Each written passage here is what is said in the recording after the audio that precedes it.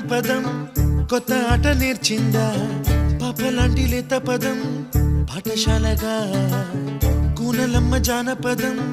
పల్లె దాటి వచ్చిందా చవళిల జానతనం పాట చూపగా కుంచెలో దాగే చిత్రాలు ఎదురొచ్చేలా అంతటా ఎన్నో వర్ణాలు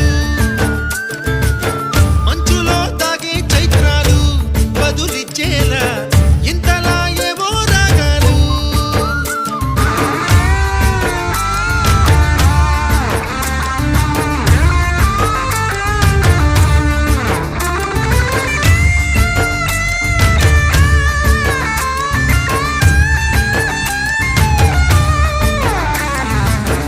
ఆకతాయి సందడిగా